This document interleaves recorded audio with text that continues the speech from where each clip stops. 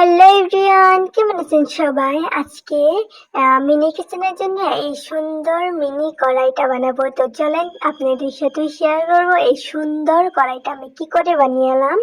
তো ভিডিওতে যেভাবে দেখানো হচ্ছে সেইভাবে কিন্তু আপনারা সহজ পদ্ধতিতে এই মিনি কড়াইটা বানাতে পারেন।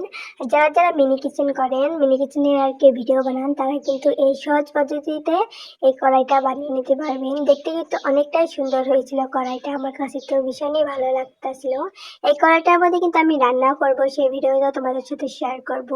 তো দেখো আমি রুটির মতন বেলে আর কি একটা কাপড়ের সাহায্যে, একটা বলে লাইটের চালো, তো সেটার মধ্যে আর কি শেপ দিয়ে নিয়েছি। তারপরে অল্প টাইমের জন্য রোদে রেখে দিয়েছিলাম যাতে অল্প শক্ত শক্ত হয়, তার কারণে। তারপরে দেখো একটা গোল সুন্দর করে শেপ দিয়ে নিয়েছি। এটা কিন্তু কিনে আমি অল্প কাটবো যাতে একটা সুন্দর বাটির মতন ছেড়ে আসে আর কি।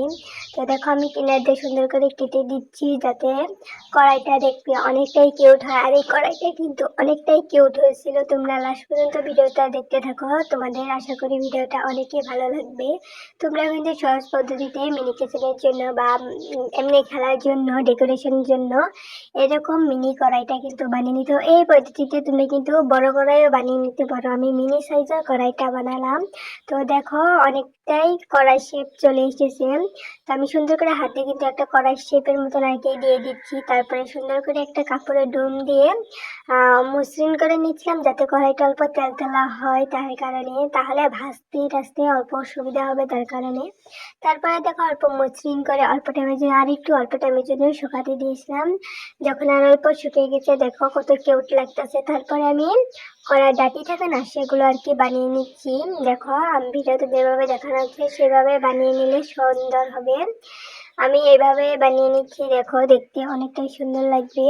সুন্দর করে গোল করে আর কি অ্যাটাচ করে দিচ্ছি। সুন্দর করে কিন্তু অ্যাটাচ করতে হবে, কারণ না হলে আবার এটা ভেঙে যেতে পারে পোড়াতের গালা, তার কারণে সুন্দর করে লাহে লাহে আর কি অ্যাটাচ করে দিচ্ছি।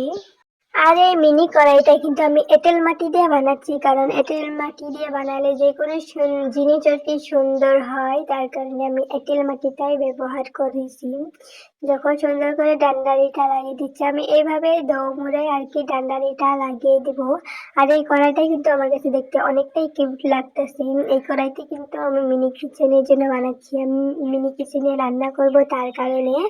আমি আগেও তোমাদের সাথে শেয়ার করেছি আমি হাঁড়ি কি করে বানিয়েছি। তো তোমরা যে ভিডিও না দেখে থাকো তো প্লিজ দেখে আসো, আমি লং ভিডিওতে আপলোড করেছি। তো লং ভিডিওতে আমি কি করে হাঁড়ি বানিয়েছি সেটা দেখিয়েছি। তো তোমরা প্লিজ আমার চ্যানেলে ভিজিট হয়ে দেখে আসতে পারো হাঁড়িটা। আর অনেকগুলো আমি মাটির জিনিস বানিয়েছি, তো তোমাদের সাথে লাহে লাহে শেয়ার করব আমি কি করে মাটির জিনিস বানিয়েছি। তারপরে দেখো ডান্ডারিটা লাগানো, হ্যান্ডেলটা আর কি লাগানো হয়ে গেছে। তারপরে আবার সুন্দর করে মসৃণ করে নিচ্ছি। আমি একইভাবে দমরে ডান্ডারিটা লাগিয়ে নিচ্ছি, লাগিয়ে সুন্দর করে মসৃণ করে দিচ্ছি যাতে কড়াইটা দেখতে অনেকটাই সুন্দর হয়, তার কারণে মসৃণ করে দিচ্ছি। দেখো দেখতে কিন্তু অনেকটাই সুন্দর হয়েছে। আমি এইভাবে বানিয়ে শুকা দিয়েছিলাম, শুকিয়ে আর কি পুড়িয়ে নিয়েছি। পুরার ভিডিওটা আর তোমাদের সাথে শেয়ার করলাম না। দেখো কড়াইটা তোমাদের কাছে কেমন লেগেছে কমেন্টে জানিয়ে দিও। আমি আর একটু সুন্দর করে মসৃণ করে নিয়েছি। তো তোমাদের কাছে এই কড়াইটা কেমন লেগেছে কমেন্টে জানিয়ে দিও। টাটা।